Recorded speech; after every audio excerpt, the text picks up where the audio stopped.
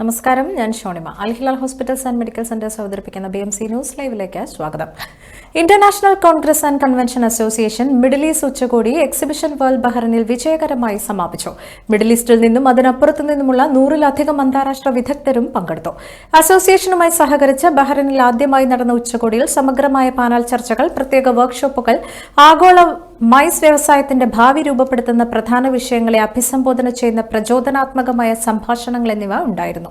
Bahrain tourism and exhibition authority സിഇഒയും exhibition world Bahrain ചെയർപേഴ്സണുമായ Sara Ahmed Buhiji ബഹ്റിന്റെ നിക്ഷേപങ്ങൾ, സുസ്ഥിര ടൂറിസം, നവീകരണങ്ങൾ, യുവാക്കളെയും സ്ത്രീകളെയും ശാക്തീകരിക്കുന്ന സംരംഭങ്ങൾ എന്നിവയിൽ ശ്രദ്ധ കേന്ദ്രീകരിച്ച് സെഷനിൽ പങ്കെടുത്തു.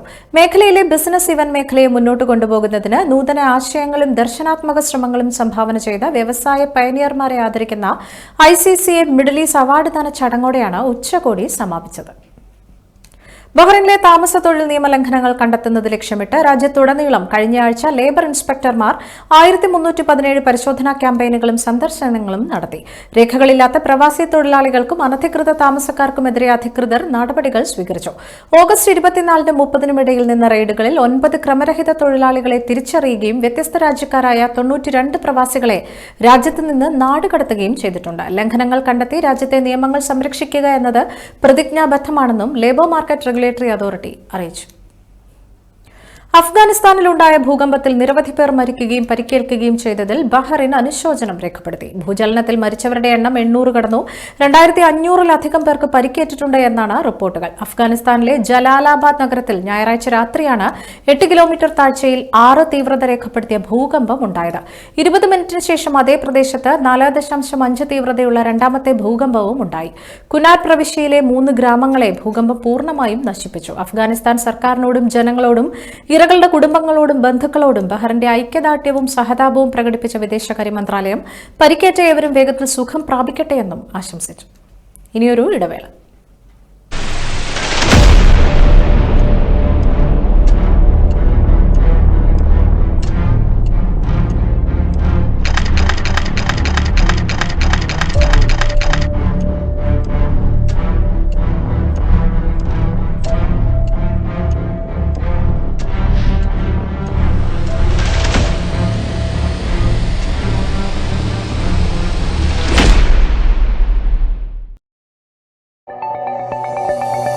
Our skin is the mirror of our soul. Our skin is our largest sensory organ. Our skin needs a healthy microbiome balance. This is regulated by its pH value, which protects the skin from pathogens, cold and ultraviolet rays.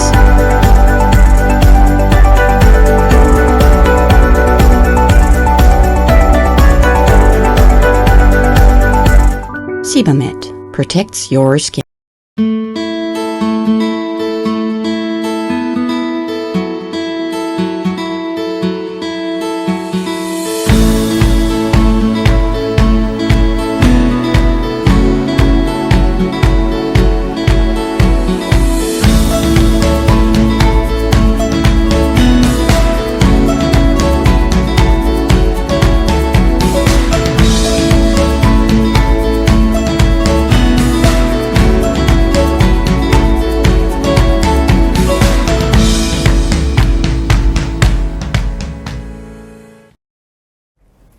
BMC ന്യൂസിലേക്ക് വീണ്ടും സ്വാഗതം. CPI മുൻ general സെക്രട്ടറിയും മുൻ പാർലമെന്റേറിയനുമായ സുധാകർ റെഡ്ഡിയുടെ നിര്യാണത്തിൽ Bahrain നവകേരള അനുശോചിച്ചു. റെഡ്ഡിയുടെ നിര്യാണം ഇടതുപക്ഷ പുരോഗമന രാഷ്ട്രീയത്തിന് തീരാ നഷ്ടമാണെന്നും അനുശോചന പ്രമേയത്തിൽ പറഞ്ഞു. അനുശോചന പ്രമേയം ശ്രീജിത്ത് അവളെ അവതരിപ്പിച്ചു.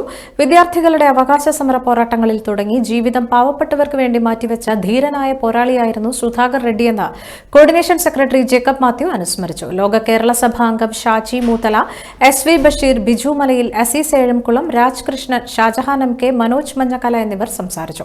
പ്രശാന്ത് മാണിയത്ത് സ്വാഗതവും സുനിൽ ദാസ് അധ്യക്ഷതയും വഹിച്ചു. ഓണാഘോഷം വിപുലമാക്കാനുള്ള ഒരുക്കത്തിലാണ് ബഹ്റിനിലെ പ്രവാസലോകം. നബിദിനവും വാരാന്ത്യ അവധിയും ഒരുമിച്ച് വരുന്നതിനാൽ ഇത്തവണ തിരുവോണം പൊതു അവധി ദിനത്തിലാണ്. ഇതോടെ ഓണാഘോഷം കേമമാക്കാനുള്ള ഒരുക്കത്തിലാണ് പ്രവാസികൾ. ബഹ്റിനിലെ ഓണവിപണി സജീവമായി കഴിഞ്ഞു. ഓണക്കോടി എടുക്കുന്നതിന്റെയും സദ്യവട്ടങ്ങൾ ഒരുക്കുന്നതിന്റെയും ഒക്കെ തയ്യാറെടുപ്പിലാണ് പ്രവാസികൾ. പതിവ് പോലെ ഓണാഘോഷം വിപുലമാക്കാൻ വൈവിധ്യമാർന്ന ഉൽപ്പന്നങ്ങളാണ് രാജ്യത്തെ വിവിധ ഷോപ്പുകൾ ഉപഭോക്താക്കൾക്കായി ഒരുക്കിയിരിക്കുന്നത്. കേരളത്തിൽ നിന്നുള്ള തനത് പഴം, പച്ചക്കറി ഉൽപ്പന്നങ്ങൾ, ശർക്കര ഉപ്പേരി തുടങ്ങി നാടൻ ഓണ ഓണപ്പലഹാരങ്ങളുടെ വിപുലമായ ശ്രേണി, അത്തപ്പൂക്കളത്തിനുള്ള പൂക്കൾ, ഓണസദ്യ തുടങ്ങിയവയുടെ വൻ ശേഖരമാണ് കടകളിൽ ലഭ്യമാക്കിയിട്ടുള്ളത്. രാജ്യത്തുടനീളമുള്ള മലയാളി റെസ്റ്റോറന്റുകളിൽ ഓണസദ്യയ്ക്കുള്ള ബുക്കിംഗുകളും ആരംഭിച്ചു. ബഹ്റൈൻ മീഡിയ സിറ്റിയിൽ ശ്രാവണ മഹോത്സവം 2025 എന്ന പേരിൽ 30 ദിവസം നീളുന്ന ഓണാഘോഷമാണ് ഒരുക്കിയിട്ടുള്ളത്. ബഹ്റൈൻ കേരളീയ സമാജം, KCA, ഗുരുദേവ സോഷ്യൽ സൊസൈറ്റി തുടങ്ങി നിരവധി പ്രവാസി അസോസിയേഷനുകളും ഓണാഘോഷ പരിപാടികളും മത്സരങ്ങളുമായി രംഗത്തുണ്ട്. ഗൾഫ് രാജ്യങ്ങളിലെ ഗതാഗത നിയമലംഘനങ്ങളെ പരസ്പരം ബന്ധിപ്പിക്കുന്ന പദ്ധതി അന്തിമഘട്ടത്തിൽ. GCC രാജ്യങ്ങൾക്കിടയിൽ ഗതാഗത നിയമലംഘനത്തിന്റെ വിവരങ്ങൾ തത്സമയം ഉടനടി കൈമാറാൻ കഴിയുന്ന വിധത്തിലാണ് പദ്ധതി തയ്യാറാക്കുക. പദ്ധതി 95% പൂർത്തിയായതായി GCC secretary general Jasem Mohamed Albudaiwi അറിയിച്ചു. ഗതാഗത നിയമങ്ങൾ പാലിക്കുന്നത് വർദ്ധിപ്പിക്കുകയും അതിർത്തികൾക്കപ്പുറത്തുള്ള നിയമലംഘനങ്ങളുടെ ആവർത്തനം കുറയ്ക്കുകയുമാണ് പദ്ധതിയുടെ ലക്ഷ്യം. അംഗരാജ്യങ്ങളിലെ സുരക്ഷാ ഏജൻസികൾക്കിടയിൽ വിരലടയാളങ്ങൾ, ബയോമെട്രിക് ഡേറ്റ, സുരക്ഷാ വിവരങ്ങൾ എന്നിവ ഉടനടി കൈമാറാൻ അനുവദിക്കുന്ന പദ്ധതിയാണ് മറ്റൊന്ന്. ഇതുവരെ പദ്ധതിയുടെ 28% പൂർത്തിയായി. ഇത് നാട് കടത്തപ്പെട്ടവരുടെ നിയന്ത്രണം ശക്തിപ്പെടുത്തുന്നതിനും അവരെ വീണ്ടും പ്രവേശിക്കുന്നത് തടയുന്നതിനും സഹായിക്കും. ഗൾഫ് രാജ്യങ്ങൾക്കിടയിലുള്ള യാത്രക്കാരുടെ ചലനം നിരീക്ഷിക്കുന്നതിനായി ഏകീകൃത വിസ സംവിധാനത്തിലൂടെ വ്യക്തികളുടെ ചലനം സുഗമമാക്കുന്നതിനും സുരക്ഷാ ഏകോപനത്തിന്റെ നിലവാരം ഉയർത്തുന്നതിനും ഏകീകൃത ഗൾഫ് വിസ പദ്ധതിയും സഹായിക്കും. വീണ്ടും ഒരു ഇടവേള.